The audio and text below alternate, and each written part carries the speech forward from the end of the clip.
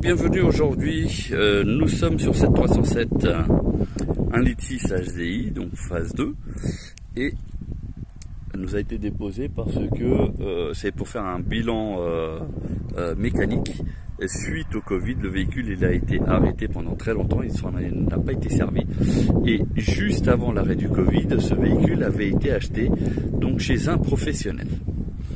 Alors, pourquoi elle est sur la dépanneuse? Parce qu'effectivement, comme vous pouvez voir, elle est sur la dépanneuse, parce que le client, en venant chez nous, est tombé en panne avec son véhicule. Il s'est retrouvé sans batterie. Alors, problème, c'est que, vous voyez ici, on a déjà deux clés complètement différentes, il n'y a pas de télécommande. Une pour ouvrir les portes, l'autre pour démarrer la voiture. Bon, pourquoi pas, une tentative de vol est vite fait arriver. La voiture elle affiche 150 000 km, mais on a un siège ici, mais qui est totalement affaissé. D'ailleurs ici, là, je touche le métal. C'est même pas la mousse, c'est du métal. Et ici, vous voyez, c'est hyper dégradé. Et aussi au niveau de l'assise. Donc déjà, ça m'attire l'attention, parce que le client, il me dit que le véhicule a seulement 150 000 km. Et quand je mets le contact... Donc on va voir, la révision à faire dans 8700 km. Ok, l'huile est ok. Très bien. Ah bah tiens, il y a le fameux problème de toutes les 307. Donc l'afficheur central au milieu, voilà comment ça se présente. Difficile à afficher. Mais bon, ça c'est pas grave. Et effectivement, la voiture affiche 159 000. Perso, j'ai du mal à y croire. Et puis avec ici... un levier de vitesse qui est quand même assez usé. À 159 000, ça me paraît bizarre. Mais après, quand je vois ici des poignées de portes côté intérieur qui sont là, donc déjà à ce kilométrage là, on les change pas. Autre chose, le rétroviseur qui est quand même pas mal dégradé. Bon. Pourquoi pas, c'est une voiture qui a peut-être dormi tout le temps dehors, qui n'a jamais connu de garage. Bon, pourquoi pas.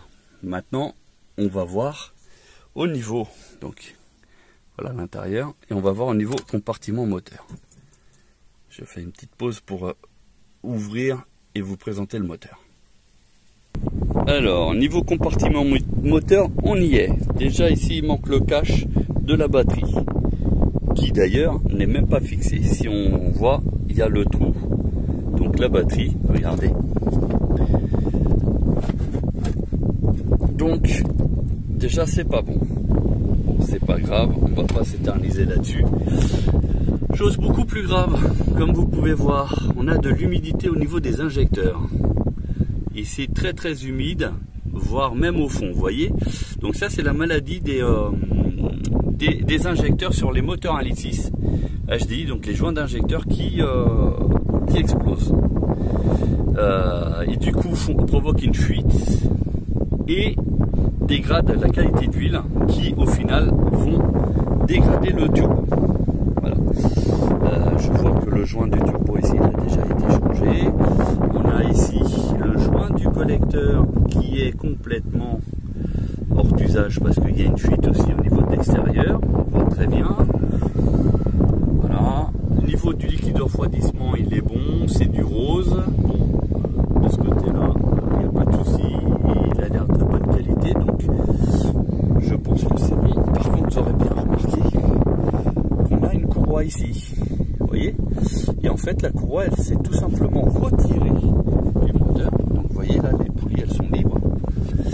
Pourquoi? Bah parce que tout simplement, avec toute la graisse, d'ailleurs, là l'alternateur il le montre très bien, l'alternateur est tellement graisseux que ça a dû se mettre dans la courroie, parce que la courroie elle est pas vieille, hein, elle est pas vilaine, hein, elle est pas usée, et ben ça a dû se mettre dessus, et puis bah ça a glissé, et c'est sorti, voilà.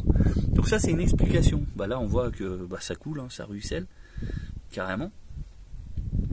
Voilà, donc moi j'ai des gros doutes sur 160 000 km, allez soyons fous, 160 000 km, j'y crois pas. Là, bah tiens, on a eu certainement de la pâte à joint. Là on voit très bien en fait la fuite. Hein. Voilà, Enfin bref, là on voit bien que les tuyaux habituellement qui se déchirent, bon bah là ils sont en excellent état, il n'y a pas de problème. Ils ont été remplacés, hein, c'est pas ceux d'origine. Mais bon, ça fait leur taf, donc il n'y a pas de souci. Par contre, je vois qu'au niveau de l'intercouleur, il va y avoir une fuite ou quelque chose parce que c'est extrêmement gras. Donc une petite fuite possible. Donc à vérifier. C'est un véhicule qui a fait grosso modo 5000 km depuis l'achat. Donc ça n'a pas fait plus. Voilà, donc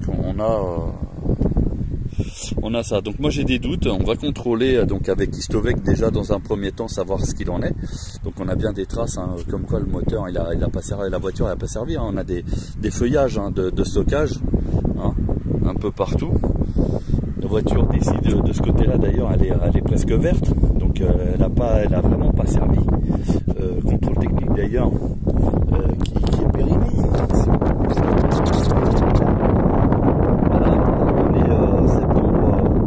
Septembre 2021, pardon. Non, il n'est pas périmé, il est en cours.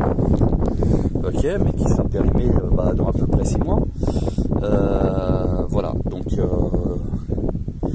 on va faire un topo au client, lui expliquer déjà les frais de remise en état, déjà pour commencer. Et puis voilà, donc la courroie qui a sauté, hein, donc il y a juste eu à l'enlever pour éviter qu'elle tombe, parce que la courroie elle est encore en bon état.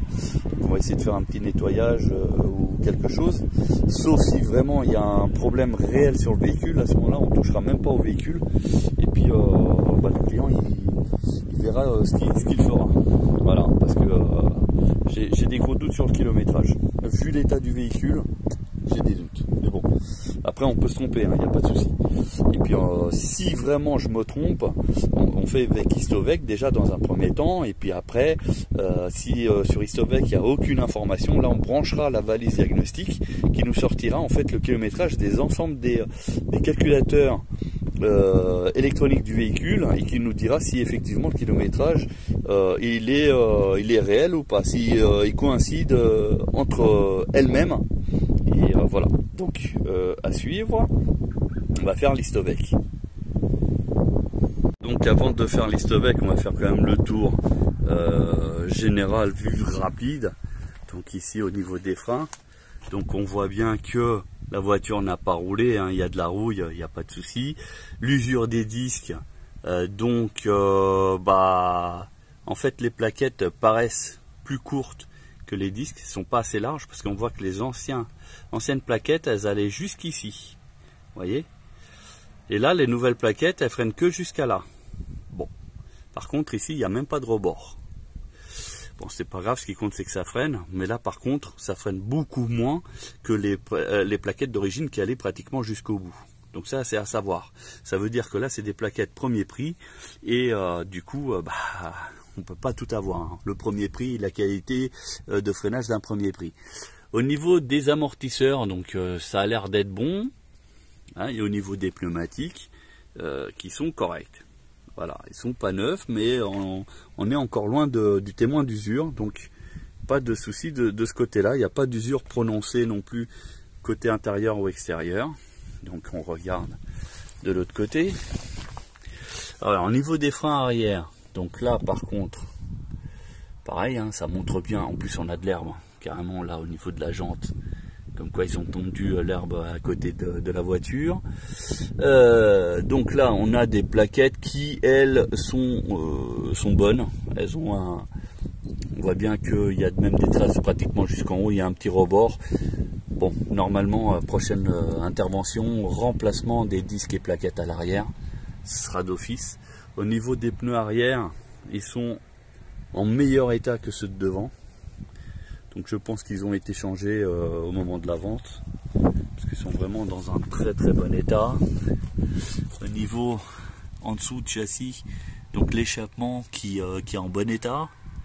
Les ressorts, ils sont pas cassés. Parce que c'est aussi un peu la maladie, hein, enfin surtout sur les Renault, hein, d'ailleurs.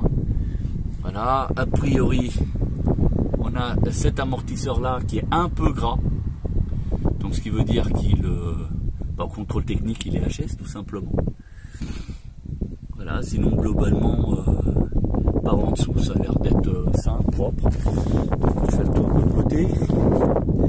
Ici on voit que c'est bien rouillé, hein, il n'y a pas de souci, donc la voiture n'a pas roulé. Ouais, ici la protection de l'amortisseur qui n'existe plus, et puis on voit bien donc traces de gras, donc amortisseur arrière HS. Donc ce qui veut dire 2 amortisseurs à changer déjà à l'arrière, parce que c'est un peu comme les chaussures. Au niveau de l'avant, pareil, hein, on voit bien l'usure hein, des disques qui s'arrêtaient, des plaquettes, avec les nouvelles plaquettes, ça s'arrête bien là, alors que les autres elles allaient jusqu'ici. Bon, sinon les disques sont encore bons globalement, éventuellement encore un jeu de plaquettes, mais bon, si on met des plaquettes qui vont jusqu'au bord, ça va faire un peu tâche, donc il vaut mieux changer disque et plaquettes. Hein. Au niveau des pneumatiques, celui-ci déjà il n'est pas aussi en bon état que de l'autre côté, et on est un peu plus proche du témoin. Voilà, qui est ici, si vous voyez. Je sais pas si on arrive à voir, on doit avoir quoi, allez, on a 2-3 mm quoi. Voilà, donc ils sont déjà, tiens, et on dirait que c'est pas la même structure. Bon, ici au niveau du garde-boue, c'est mal fixé, ça c'est rien, il faut un petit réveil puis c'est reparti, on refixe ça bien. Enfin voilà, l'amortisseur ici il a l'air d'être correct. Après on n'a pas roulé avec le véhicule, donc on ne peut pas affirmer non plus à 100% que c'est bon. Voilà, mais sinon globalement c'est une voiture qui comme ça à vue d'œil est propre et est saine. Il n'y a pas de souci, il y a quelques petits impacts, des trucs hein, vite fait. Bon voilà, ça reste une voiture d'occasion, donc il n'y a pas de souci, mais clairement, quand on approfondit un peu la chose, le kilométrage était quand même important. Et on voit bien qu'au niveau du pare-choc arrière, il a été repeint parce qu'il est légèrement mat par rapport au coffre. Je ne sais pas si vous avez arrivé à voir ici, là, il est mat et le coffre là il brille un peu mieux, où il y a la main pour pousser la voiture, vous voyez. Tac. Et là c'est un peu plus mat, donc déjà il y a eu le coffre qui a été le pare-choc arrière pardon qui a été refait. Donc là on va faire l'histovec, hein, vous voyez bien l'impact des mat, on va faire ça devant vous, et comme ça vous verrez effectivement si on est vers le vrai ou vers le faux, hein, parce que des fois il y a des voitures qui sont aussi en très très mauvais état et par contre qui ont vraiment un kilométrage assez faible, et on a déjà vu aussi des situations où le véhicule était quasi neuf et qui avait donc quasi neuf avec un kilométrage très important, et des voitures quasi apparence vieille qui avaient un très faible kilométrage d'origine. Voilà, donc mais là par rapport au siège c'est vraiment très très flagrant, hein. Donc on va fermer la voiture, on va faire un autre rapport, parce qu'après esthétiquement voilà un petit coup sur le bas de caisse là qui est pas méchant. Après, suivant le prix, ça reste quand même une bonne auto, hein, il n'y a pas de souci. Mais là, avec les frais, ah bah si, j'avais pas vu. Donc l'amortisseur hein, ici, pareil, la protection n'existe plus à l'arrière. Donc on va faire un topo, on va dire ce qu'on pense concrètement du véhicule qui se présente comme ça. Le cendrier qui n'a pas été livré avec le véhicule, à la place ils ont mis ça, une petite boîte. Bon, c'est pourquoi pas, hein, c'est design, hein, pourquoi pas. Là-bas, ce qui nous a tiré aussi la puce à oreille, c'est ça, donc des poignées de porte en fait, en plus, et puis même un barillet, si vous regardez bien. En général, à ce kilométrage-là, ça bouge pas trop, hein, donc je vois pas pourquoi. Bon. L'usure de la ceinture, vous voyez, bon bah ça parle, hein. Pareil, l'état ici de la boucle, qui est quand même assez prononcé, donc ça n'a pas 150 000 km, enfin, même si c'est une personne forte, parce que on le constate hein, des fois auprès des clients qu'il y a des personnes qui sont très très fortes et qui donc effectivement ça peut accélérer l'usure, mais pas à ce point-là. À 150 000 km, non. 150 000 km, ça, non. Voilà, même ici. Parce que ça, c'est usure de s'asseoir. C'est pas autre chose. Là, éventuellement, un frottement avec un portefeuille. Pourquoi pas. Mais là, les sièges, je sais pas si sur la vidéo on voit bien. Ils sont vraiment très très sales. Donc, ça correspond pas trop. Voilà. Bon, on va faire l'histovec ensemble. Alors, comme vous pouvez voir, on a la carte grise qui correspond au véhicule. On prend donc, là pour le coup, un téléphone portable. On marque propriétaire. Et on suit les instructions. Donc, là, je vais tout taper. Et je reprends tout de suite derrière. Alors, comme vous pouvez voir, j'ai bien mis la plaque d'IMAT. On fait la fonction rechercher.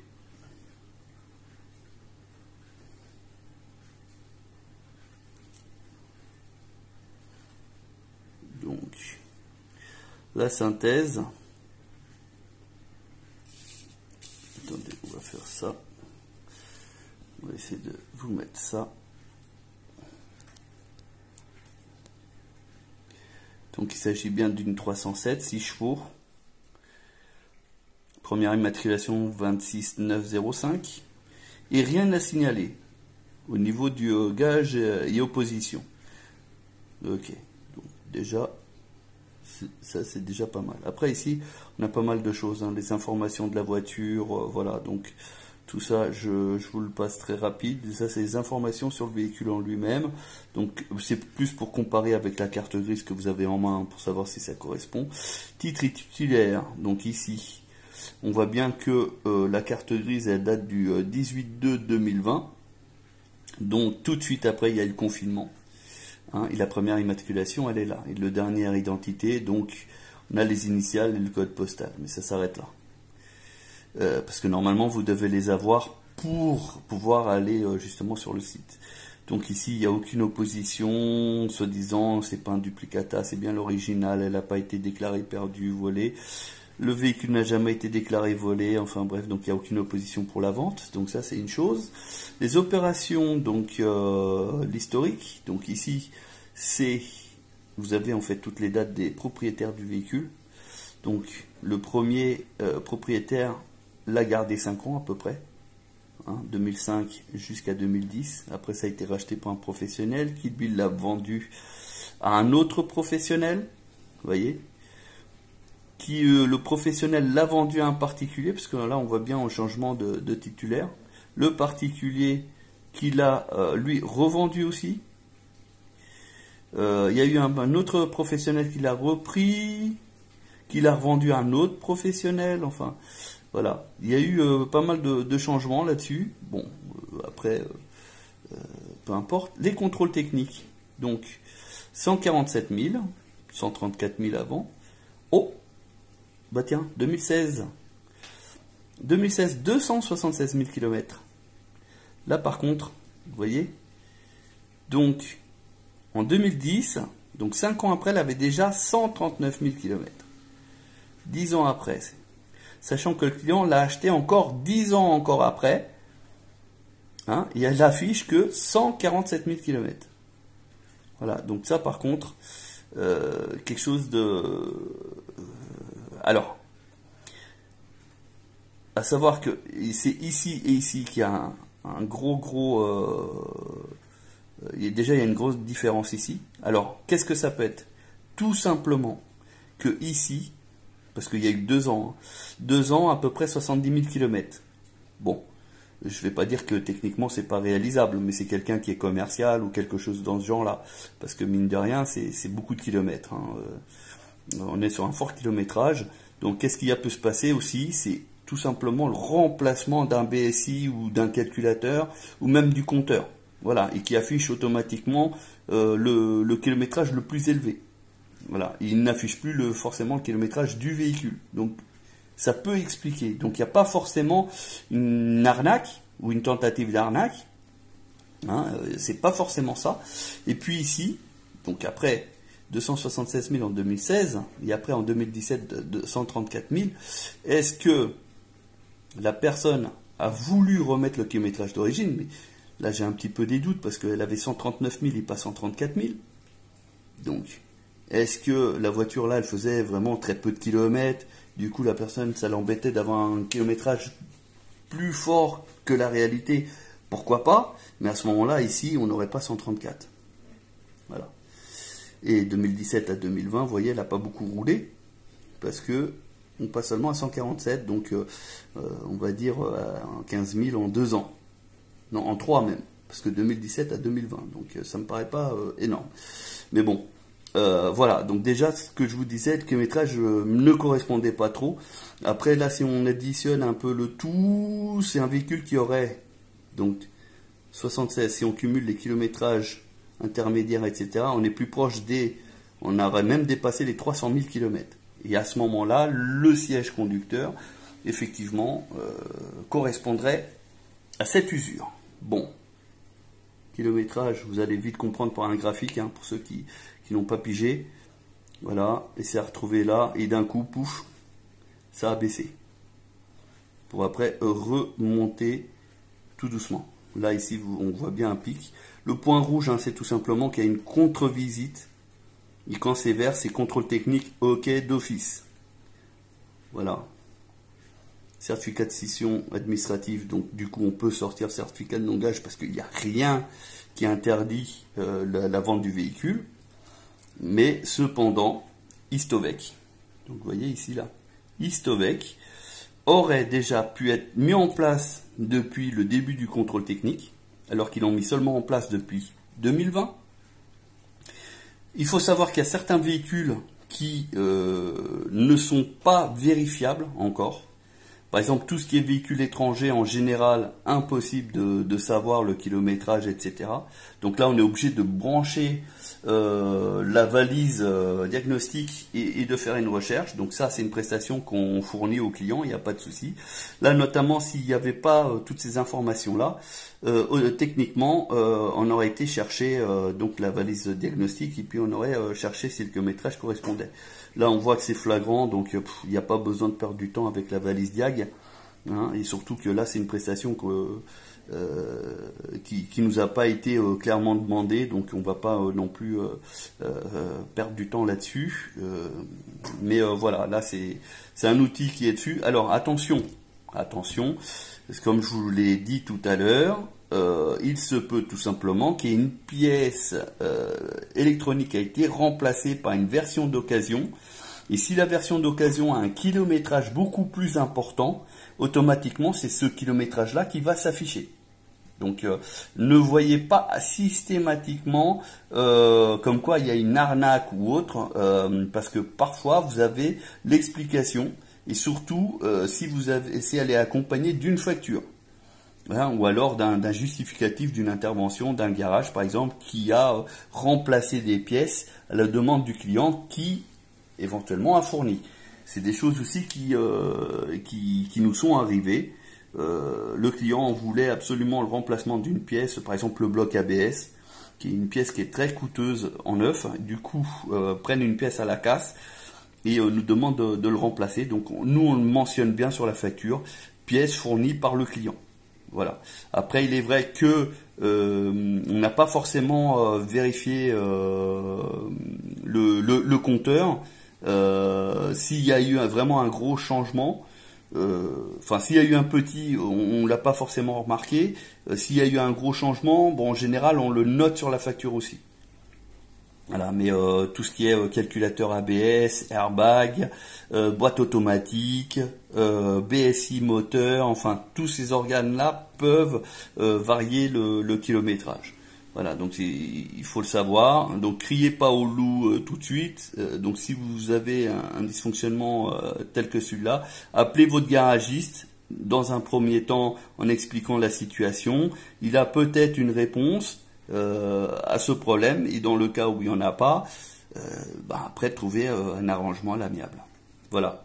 Bon, bah, en espérant que cet exemple concret vous a justement donné des informations sur ce qui peut se passer. Voilà. Malheureusement, on n'est pas dans un cas d'école, c'est vraiment du subi. Là, la personne, par contre, elle a acheté le véhicule dans un prix relativement cher. S'en est très très peu servi. Le véhicule a, comme vous avez pu constater en vidéo, des dysfonctionnements qui sont quand même assez importants et qui peuvent même provoquer la casse moteur. Et donc par rapport à cette situation-là, effectivement, donc le client va voir avec son garagiste, savoir ce qu'il en est. Voilà. Nous, du coup, on ne va pas toucher au véhicule parce que là, concrètement, si un autre professionnel touche le véhicule, automatiquement, il y a la perte de vis cachées, etc. Si jamais il y avait besoin de faire une procédure. Voilà, en espérant avoir été clair. Si vous avez des questions, n'hésitez pas à commenter, liker et partager. À bientôt.